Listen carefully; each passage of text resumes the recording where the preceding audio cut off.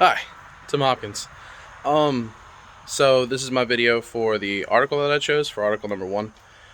Um, Surprisingly, I found my first article in the encyclopedia area of lib.usm.edu, which I didn't think I would be pulling anything from that area, but it just so happened one of the first things I found was incredibly insightful and helpful. So I chose it. It was called Documentaries 100 Ways Film Changed Art, or something to that effect. Um, I put the actual title in my submission, but it had something to do with the 100 Ways We Changed Art.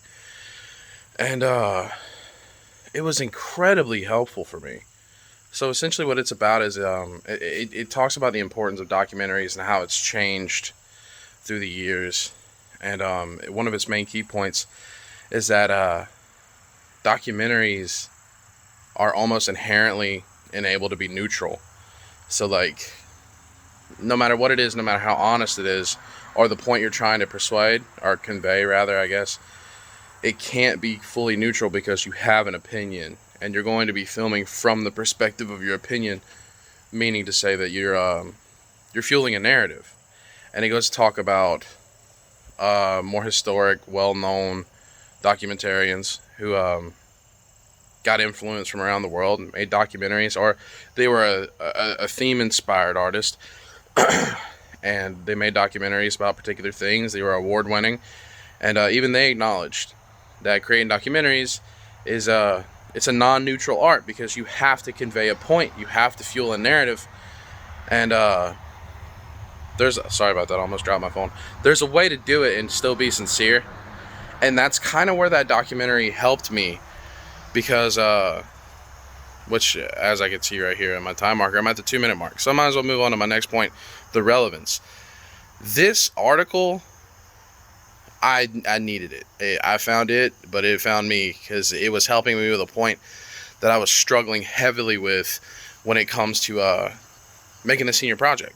Because a big problem I had was I wanted to make a project about how USM and my experience at USM has given me tools to do a particular thing, which you'll find out in my senior project. But I was worried I didn't have enough gas in the tank for it. Like, I was worried I was gonna have to end up over embellishing my story, or like just falsifying information to give it more life, to give the documentary more substance. And I felt wrong about that because it felt really disingenuous. Because I wanted everything to be straight from the hip and real and this, that, and the next.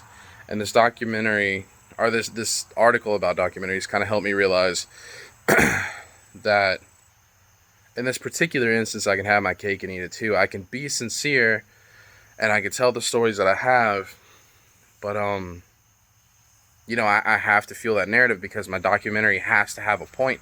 It has to have staying power, and it has to have a story to tell. So with that said, I have to tell the story in a way that's real, but is also entertaining. You have to weigh the two, sincerity, entertainment, because sometimes they don't go hand in hand.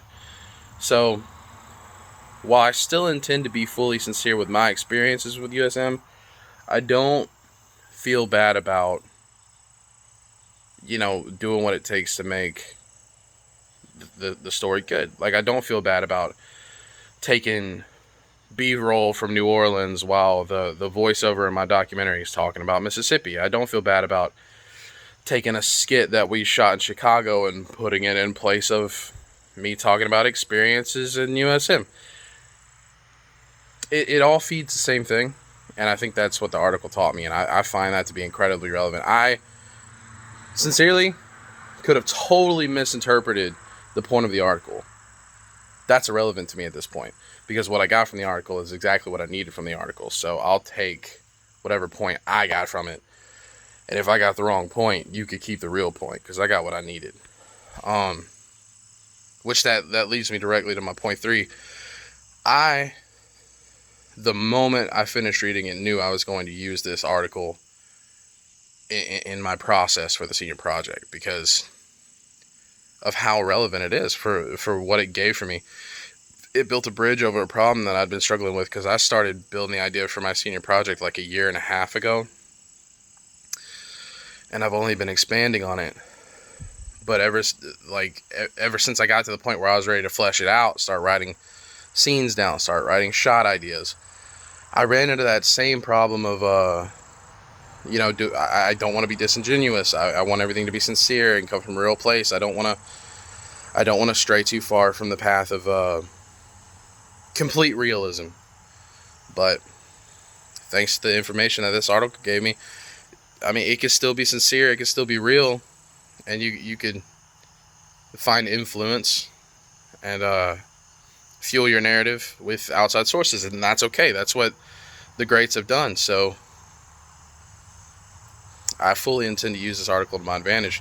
I'm so glad that I found it, and I hope for Article 2 I can find something that useful, because that sincerely just that impressed me a lot.